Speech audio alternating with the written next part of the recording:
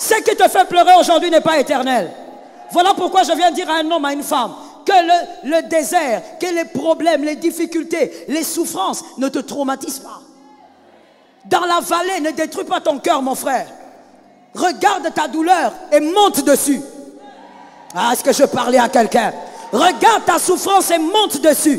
Dis à la souffrance, tu ne vas pas me briser, tu ne vas pas me détruire, tu ne vas pas m'écraser. Je garde ma foi, je traverse.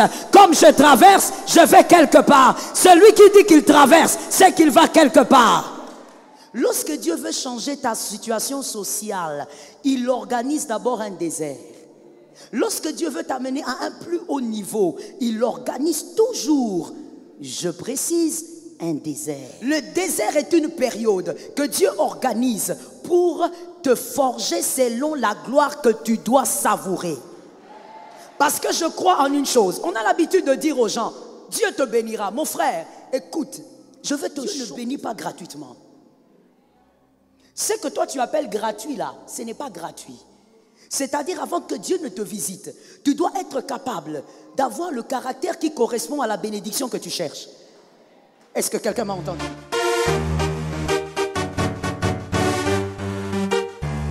Shalom bien-aimé dans le Seigneur Jésus-Christ.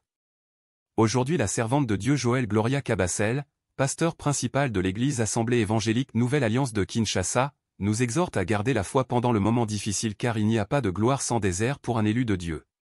Face aux défis de la vie, ce serait utopique de penser que la vie est un long fleuve tranquille. Nous rencontrons tous des difficultés de vie, séparation, chômage, stress au travail, difficultés émotionnelles, actualités anxiogènes. Ces moments difficiles dans la vie sont considérés comme le désert dans la vie. Le désert dans la vie du chrétien, c'est un moment d'introspection où l'on apprend à se fier uniquement à Dieu et à se dépouiller de tout ce qui est superflu. Les Écritures nous montrent des exemples de personnages bibliques qui ont vécu des moments de désert, comme Moïse, Élie. Ces moments ont été cruciaux pour leur croissance spirituelle et leur mission. Rester fort dans les moments difficiles, c'est cultiver sa capacité de résilience, pour mieux surmonter les inévitables épreuves de la vie. C'est un apprentissage qui vous permet de savoir quoi faire lorsque vous êtes sujet à des défis, des épreuves, des émotions difficiles. Abonnez-vous, aimez et partagez afin d'apporter l'évangile de Jésus-Christ aux nations car il y aura plus de joie dans le ciel pour un seul pécheur qui se repent. Que la bénédiction de Dieu soit votre partage dans le nom puissant de Jésus-Christ. Amen. Je suis venu te parler au nom de Jésus et Jésus m'a dit de te dire la gloire du désert. Dans le désert, il y a une gloire. Personne n'aime le désert et d'ailleurs je veux t'annoncer que le désert lui-même sait qu'on ne l'aime pas. Le désert n'a pas vocation d'être aimé. Le désert est un missionnaire qui vient dans la vie des élus pour équiper l'élu de sa gloire. Je veux parler à une âme. C'est dans le désert que Dieu nous donne la gloire, ce n'est pas en dehors. Ce que les hommes voient en dehors, ce n'est que le résultat de ce qui avait commencé dans le désert. Le désert, c'est quoi pour celui qui ne le sait pas? C'est ce que Dieu organise comme épreuve. Dieu lui-même s'organise pour t'éprouver, pour te peser. Que quelqu'un dise peser. Dieu lui-même s'organise, c'est ce qu'on appelle désert. Je disais donc, c'est dans le désert que Dieu équipe chacun pour la gloire. C'est dans le désert que nous recevons l'équipement, mais aussi le vêtement de la gloire. Que quelqu'un me dise vêtement de la gloire. Dieu lui-même s'organise, c'est ce qu'on appelle désert. Je dis c'est une nouvelle saison. Mais qui dit nouvelle saison, dit nouvelle gloire. Tu es d'accord? Et qui dit nouvelle gloire, dit nouveau désert. Parce que pour un élu, il n'y a pas de gloire sans désert. 1 Samuel 1,7. Dans 1 Samuel 1,7, nous voyons cette femme qui s'appelle Anne, qui avait tellement demandé un enfant pendant des années. Elle demandait un enfant. Je veux te dire en amont ceci, que tout ce que tu demandes à Dieu, tu n'es pas préparé de les avoir. Tout ce que tu demandes à Dieu requiert un autre type de personne. Tu peux demander quelque chose à Dieu aujourd'hui. Tu crois que tu es prêt à posséder la chose. Mais la vérité est celle-ci. Dieu doit veiller à ce que tu correspondes à ce que tu demandes. Ainsi, voici le mystère qui se passe dans 1 Samuel 1,7. Pourquoi Dieu n'a pas donné à Anne un enfant tout de suite? Pourquoi Dieu ne l'a pas fait? La Bible dit dans ce verset qu'il s'est écoulé des années. Pourquoi Dieu n'a pas réagi? Je dis à quelqu'un, Dieu n'est pas incapable de réagir. Dieu n'est pas faible pour réagir. Dieu n'était pas incapable de donner à Anne un enfant. Mais Anne n'était pas prête de recevoir l'enfant que Dieu cherchait. Parce qu'en dehors de l'enfant que Anne voulait, Dieu recherchait aussi un enfant. Dieu lui voulait un prophète. Mais voici, le prophète dans cette alliance-là n'habitait pas chez son père. Le prophète dans cette alliance habitait dans le temple. Or, Anne, au début quand elle demandait l'enfant, son cœur n'était pas encore prêt à laisser l'enfant au temple. Do you understand? Est-ce qu'il y a quelqu'un qui me capte? Ainsi, qu'est-ce que Dieu a fait? Dieu a créé un désert. Dieu a créé des années en plus, des années de demande en plus. Pendant ce désert de Anne, Dieu a forgé une attitude. La Bible dit, Anne commençait à aller régulièrement au temple. Que quelqu'un me dise temple. Anne commençait à aller régulièrement. Conséquence, c'est que le temple était devenu la seconde maison de Anne. Conséquence, c'est que Anne était maintenant disposée à prendre ce que Dieu allait lui donner et de laisser dans le temple. Lorsque Anne a eu le cœur de cette femme, Dieu a donné ce qu'elle recherchait. Le désert est une période que Dieu organise pour te forger selon la gloire que tu dois savourer. Parce que je crois en une chose. On a l'habitude de dire aux gens, Dieu te bénira. Mon frère, écoute, je ne te bénis pas gratuitement. Ce que toi tu appelles gratuit là, ce n'est pas gratuit. C'est-à-dire avant que Dieu ne te visite, tu dois être capable d'avoir le caractère qui correspond à la bénédiction que tu cherches. Est-ce que quelqu'un m'a entendu? C'est un prix à payer. Et c'est là que Dieu crée le désert. Parce que là-bas, il va te forger. Prends avec moi Psaume 23, 4 à 5. Psaume 23, 4 à 5. C'est un verset de l'école du dimanche, n'est-ce pas? Qu'on connaît, qu'on maîtrise très bien. Psaume 23, 4 à 5. La Bible dit ceci. Quand je marche dans la vallée de l'ombre de la mort, je ne crains aucun mal, car tu es avec moi. Ta houlette et ton bâton me rassurent. Tu dresses devant moi une table en face de mes adversaires. Tu oins d'huile ma tête et ma coupe déborde. Nous aimons bien parler du verset 5 et de la dernière partie. Tu oins d'huile ma tête, je reçois l'huile, je reçois. Mon frère, selon David et selon ce verset, tu ne peux pas recevoir l'huile avant d'affronter les adversaires sur la table. Qui entend? Et tu ne peux pas affronter les adversaires sur la table si tu ne traverses pas la vallée.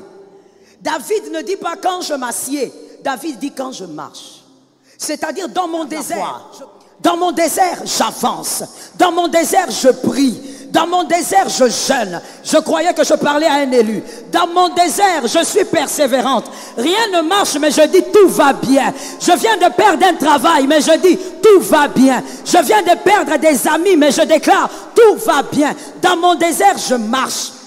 David n'a pas dit que dans le désert, tu dois te tenir là debout en train de regarder les gens et de te plaindre partout. David n'a pas dit, oh my God, I like it. David n'a pas dit, dans mon désert, nous marchons. Écoute mon frère, dans les déserts, on ne marche pas avec quelqu'un. Toi qui as l'habitude d'être là, de dire, ouh, j'avais des problèmes, on ne m'a pas soutenu. Mon frère, dans le désert, Dieu n'a pas prévu à ce qu'on te soutienne. Dans le désert, tu marches. David a dit, quand je marche. Quand j'ai eu des problèmes, je n'ai pas vu les frères de l'église, bébé spirituel. Quand j'ai eu des problèmes, je n'ai pas vu le pasteur tel, bébé spirituel. Quand tu traverses tes épreuves, ne cherche pas les hommes. David a dit, je traverse.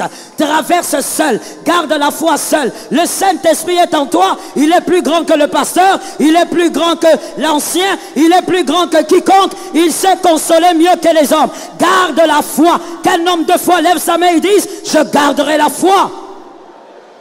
Est-ce que le diable t'a entendu? Je ne pense pas. Lève ta main droite et dis-moi, je garderai la foi.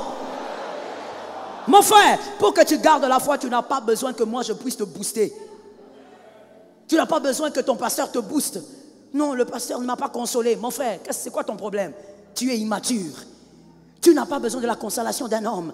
David a dit, quand je traverse seul. Et il dit, je suis en train de traverser. C'est-à-dire, ce désert n'est pas éternel. Autant le jour est arrivé, autant il partira. Autant les larmes sont arrivées, autant ces larmes partiront.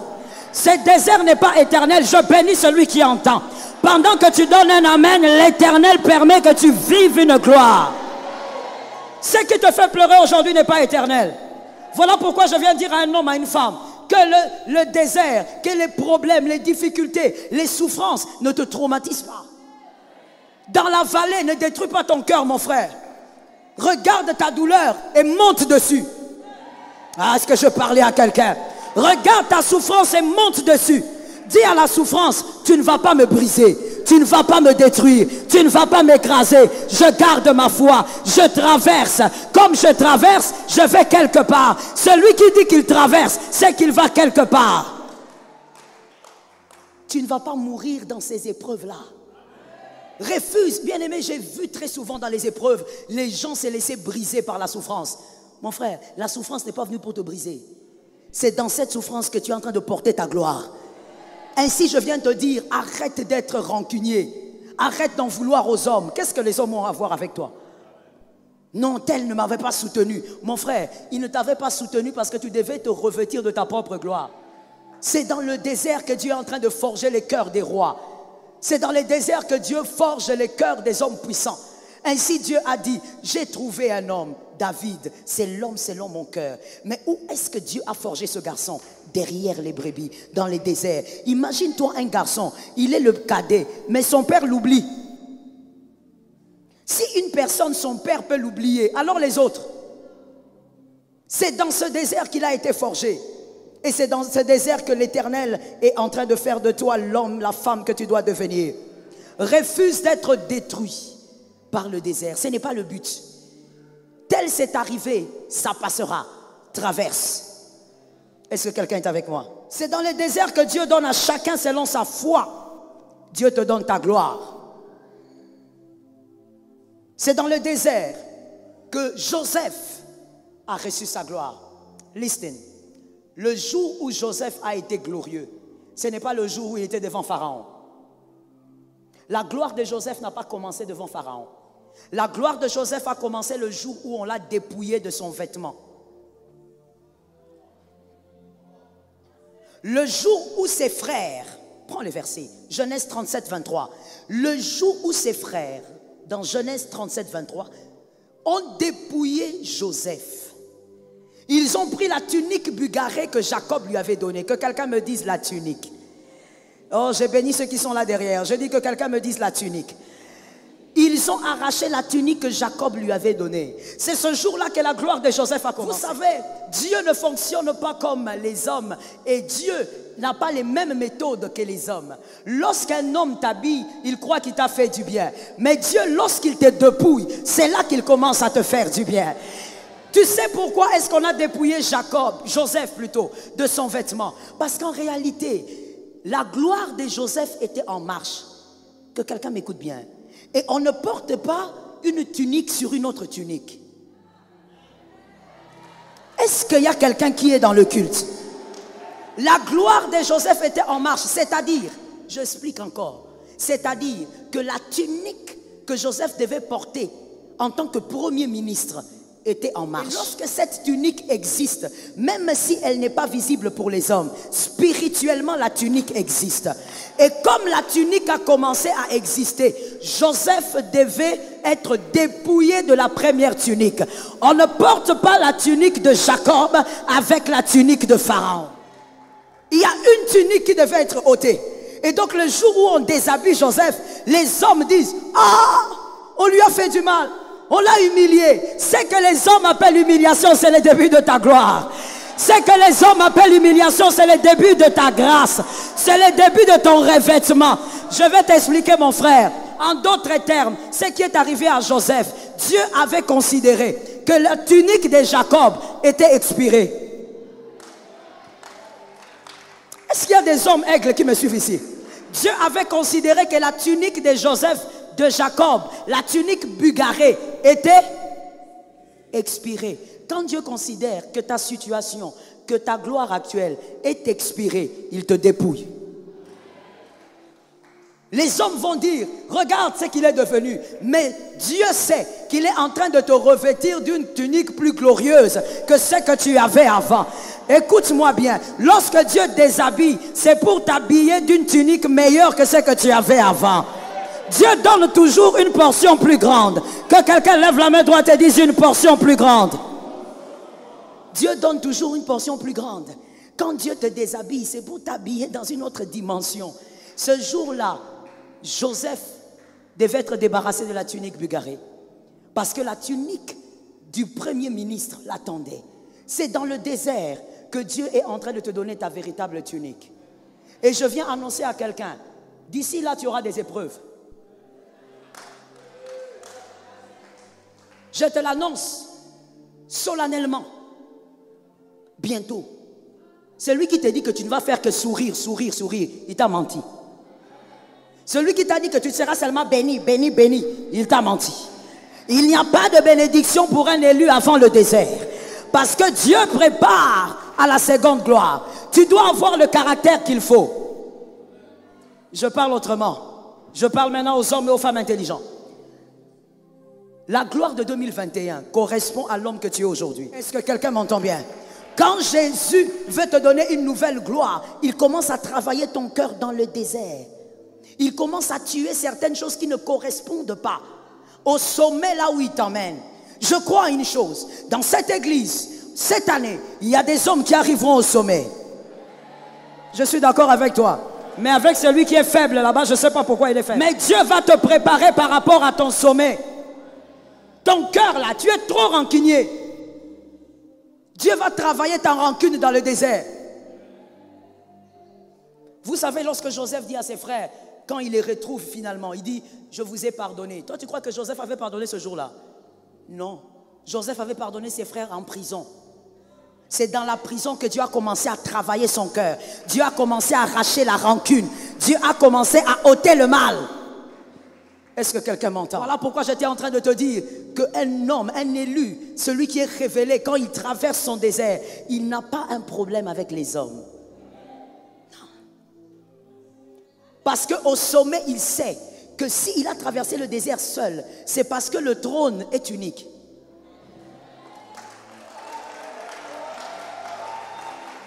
Ça tombe sur ta vie. Mon frère, on n'est pas encore au ciel, on est sur terre. Sur la terre des hommes, il n'y a pas de trône pour des jumeaux. Sur la terre des hommes, il n'y a qu'un seul trône. Même si vous êtes des jumeaux, je veux même t'expliquer quelque chose que tu connais. Même la chaise présidentielle n'appartient pas au président et à la première dame. C'est le président. Il n'y a qu'une seule chaise. Voilà pourquoi Dieu s'organise. Que les hommes te lâchent, que les hommes t'abandonnent, que les hommes te méprisent, que les hommes ne comprennent pas ce que Dieu veut faire, que les hommes commencent à te critiquer. Oh my God, je parle à quelqu'un qui va vivre quelque chose. Que les hommes commencent à te critiquer. Dieu écarte les hommes. Ton meilleur ami va te quitter. Ta meilleure amie va te quitter. Mais voilà, Dieu s'organise. Ils doivent partir. Même certains de tes frères, même en Christ, vont te trahir. Dieu s'organise pour qu'ils s'éloignent. Que tu traverses seul. Que tu gardes la foi. Dans la vallée, tu crois. L'Éternel est avec moi. Lorsque tu as mal, tu dis, l'Éternel est avec moi. Lorsque tu pleures, tu dis, l'Éternel est mon berger. Lorsque ça ne va pas, tu dis, l'Éternel est ma force. Lorsque les hommes t'abandonnent, tu dis, l'Éternel est ma cuirasse. Et tu arriveras sur la chaise. Tu te mettras sur la chaise. L'Éternel te positionnera. Le sommet, c'est pour toi. Le désert, Dieu te forgera pour le sommet. Est-ce que je peux positionner quelqu'un au sommet? Est-ce que je peux positionner quelqu'un au sommet? Moi, j'aime le prophétique. Pourquoi? Parce que je crois que le prophétique établit les gens. C'est comme ça que dans l'ancienne alliance, c'était les rois, c'était les prophètes qui établissaient les rois. Je t'établis au nom de Jésus dans un sommet cette année.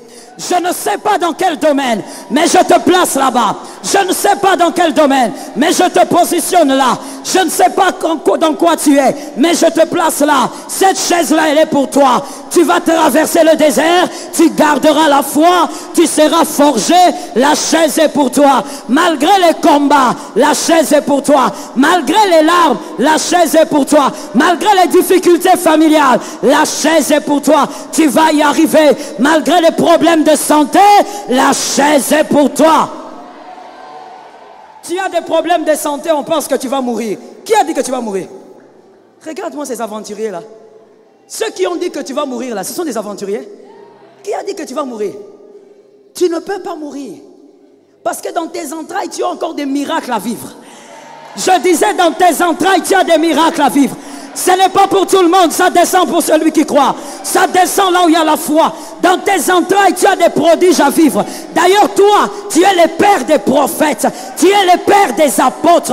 Tu es la mère des évangélistes. Tu ne peux pas mourir. Tu es le père des présidents. Tu es le père des parlementaires. Tu es la mère des députés.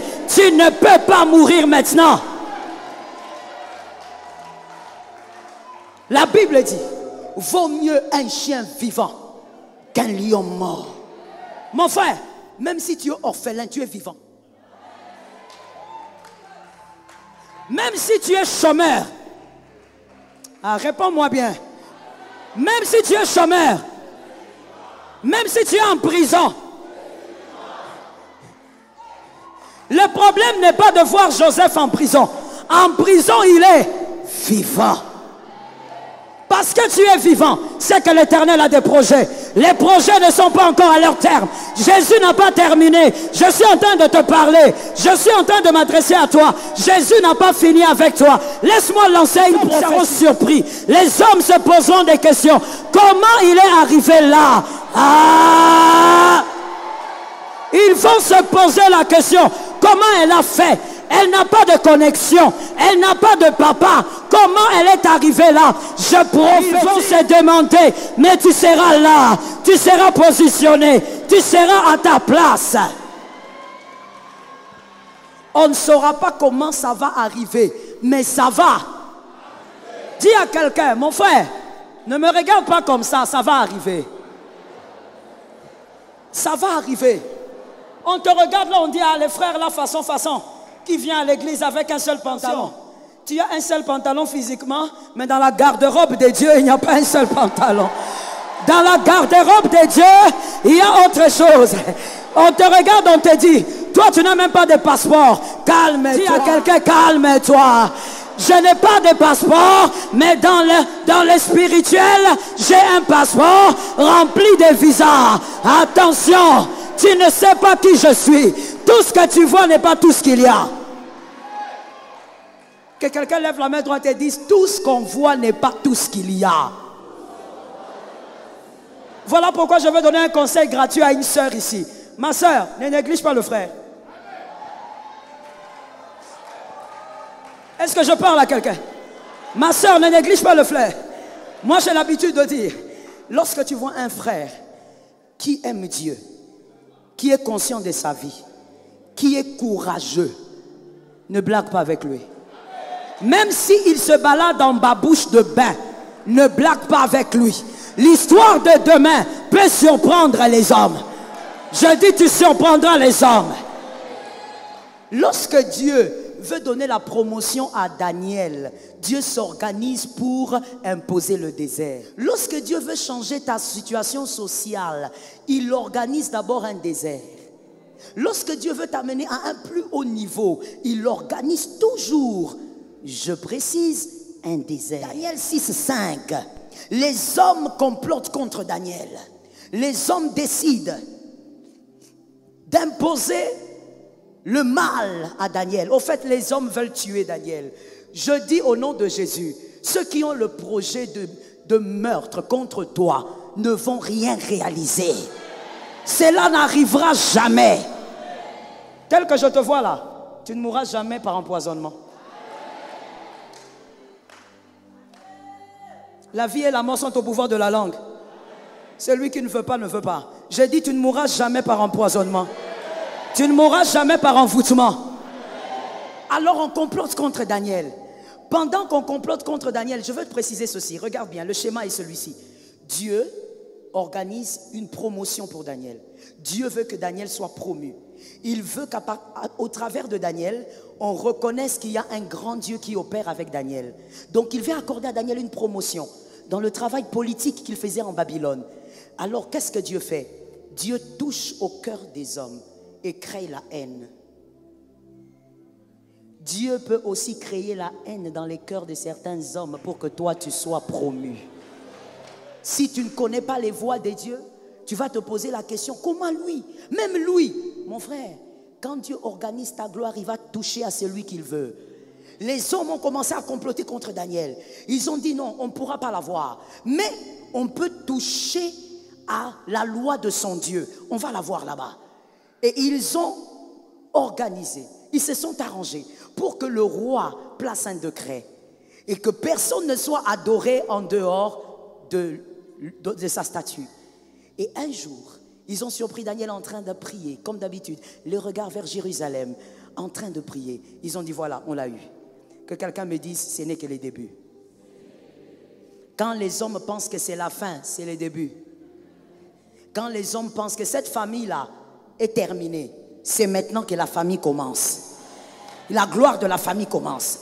On prend Daniel, on le jette dans la fosse au lion. Écoute, quand Dieu organise ton désert, lui-même il est avec toi dedans. Est-ce qu'un homme de foi m'entend? Quand Dieu organise la souffrance qui va bientôt venir là, les larmes que tu vas déverser bientôt, lui-même sera dedans. Avant même que toi tu n'entres dans l'épreuve, Jésus va te précéder. Dieu s'organise pour que dans ces déserts, Daniel soit victorieux. Alors qu'est-ce que Dieu fait? Écoute-moi bien. Dieu s'organise pour que la sentence soit la fosse au lion. Que quelqu'un me dise, malheur à eux. Il fallait même qu'on jette Daniel dans la fosse aux hyènes. Mon frère, j'ai ri avec toi. Il fallait que ça soit la fosse aux hyènes ou il fallait que ça soit la fosse aux léopards. Ils ont choisi seulement les lions. Est-ce que les aigles sont arrivés? Ils ont choisi les lions, pourquoi? Il fallait que ça soit la fosse, je ne sais pas, même au kangourou ou quelque chose. La fosse au lion. Quand Dieu organise ton désert, il t'a déjà armé pour vaincre. Même si tu pleures, tu dois savoir que tu es équipé pour ne pas mourir dans les déserts. Daniel entre dans la fosse au lion. Pendant qu'il entre, les lions regardent, les lions se retournent. Les lions viennent. Et la Bible dit, les lions étaient affamés. On a affamé les lions. Et on a jeté un Daniel beau, gros. Quand les lions regardent, les lions se retournent. Mais pourquoi ils se retournent? Ce n'est que normal. Parce que celui qui est avec Daniel est appelé le lion de la tribu de Juda. Les lions ne se mangent pas entre eux. Les lions ne se dévorent pas entre eux. Les lions ne se tuent pas entre eux. Je disais, les lions ne se dévorent pas entre eux. Les animaux de la même espèce ne se dévorent pas entre eux. Lorsque les lions physiques regardaient Daniel, ils voyaient un lion. Daniel lui-même, il se voyait Daniel. Daniel lui-même, il se voyait Daniel. C'est comme toi. Quand tu traverses des moments difficiles, tu as l'impression que tu es seul, tu as l'impression que ça ne va pas. Mais même les démons savent qu'ils ne peuvent pas te toucher. Que ce n'est pas possible de te détruire. Même les démons savent que tu es redoutable. Daniel se voyait Daniel avec une tunique. Mais les lions, et ils regardaient, ils disent, oh, mais on nous a jeté un autre lion ici, pourquoi? Comment on nous a envoyé un lion? Nous, on attendait la chair. Mais comme on est entre nous les lions, on ne peut pas se dévorer entre nous. Daniel est sorti de là victorieux. Je dis à quelqu'un, dans ta souffrance, rappelle-toi qu'il a été dit d'un homme de douleur, habitué à la souffrance. Comme il est habitué à la souffrance, dans ta souffrance, Jésus va absorber ta souffrance. Tu vas vaincre. Tu ne mourras pas dans cette souffrance. Quand les démons te regardent, ils savent qu'ils ne pourront pas te terrasser. Quand les démons te regardent, ils savent qu'ils peuvent te faire pleurer, mais ils ne pourront pas te détruire. Les démons le savent. Voilà pourquoi il y a des gens des fois qui disent, mais pasteur, je ne comprends pas. Moi, je n'ai pas encore tout ce que je cherche, mais pourquoi je suis autant combattu? Parce qu'on ne te voit pas comme tu te vois. Le monde spirituel ne te voit pas comme tu te vois. Toi, tu te vois là, un gars ayant 60 kilos, et puis voilà, avec une chemise là. Le démon, quand il te regarde, il trouve que tu es redoutable, que tu es un problème pour quelques années. Je dis à un homme, lorsque Dieu veut t'amener à un shift, veut t'amener à une promotion, Dieu crée un désert. Mais dans ce désert, il va te précéder. Et il sait que tu vas y sortir victorieuse. Alors, ou victorieux. Alors je dis à quelqu'un, ne meurs pas dans le désert. Tu dois manger le fruit de ce désert. Oh mon Dieu, j'ai connu une dame qui avait des problèmes avec son mari. Son mari était un coureur de jupons à outrance. On l'a exhorté, on a tout fait. La dame, c'est vrai qu'elle priait, mais voilà ce que j'ai l'habitude de dire. Quand tu pries, ne te détruis pas. Ne prie pas seulement pour que Dieu sauve l'homme, qu'il sauve la femme. Prie aussi pour ton cœur. Lorsque Dieu a touché cet homme, je précise des années après, ça n'a pas fait une année après la conversion de l'homme, la femme est décédée. Tu dois manger le fruit de ton désert. Tu dois bénéficier du fruit de ton désert. Ne permets pas que le diable vienne t'ôter la vie avant le temps. Quand dans le désert, tu sens que ton cœur commence à avoir mal, tu commences à souffrir, tu commences à t'inquiéter, invoque l'Éternel et déclare, Jérémie 29, 11, je connais le projet que j'ai formé sur vous, projet de paix et non de malheur, afin de vous donner un avenir et de l'espérance. Crois qu'il y a un avenir pour toi. Dis à ton âme, parle à ton âme comme David le faisait. Dis à ton âme, mon âme, tu ne mourras pas. Mon âme, guéris. Parle à ton âme dans le désert et crois, garde la foi, crois que tu vas y sortir victorieux. Comme je l'ai dit dans Jérémie 29, 11, Dieu dit, il connaît les projets. Dans les projets qu'il a fait pour toi, ce sont les projets de paix. Alors laisse-moi te dire, même dans ton désert, la paix. Je parle à quelqu'un? Voilà pourquoi dans le désert, le peuple d'Israël pouvait manquer de beaucoup de choses, mais les sandales ne s'usaient pas. Les vêtements ne s'usaient pas. Un miracle extraordinaire. On parle de beaucoup de miracles, mais mon frère, as-tu déjà réfléchi à ce miracle? Quelqu'un grandit avec les vêtements. Il grandit, 15 ans, il a la même tunique. 30 ans, le corps a grandi et le vêtement suit. Ah, mais il faut bien lire la Bible. Le vêtement suit. Le garçon avait des sandales à 12 ans. Il a 28 ans. Il chausse maintenant du 43. Mais les sandales suivent. C'est pour te dire que dans ton désert, Dieu veillera à ce que tu ne manques pas ce qu'il te faut pour que tu sois dans la paix. Je dis et je prophétise, malgré la douleur, tu auras la paix. Malgré les difficultés, tu sentiras la paix. God is good. Shalom bien-aimés dans le Seigneur Jésus-Christ. J'espère que vous avez aimé cette vidéo. Abonnez-vous et partagez pour porter l'évangile de Jésus-Christ aux nations, car il y aura plus de joie dans le ciel pour un seul pécheur qui se repent. Merci de faire partie de notre famille Wonderful Jésus-Christ.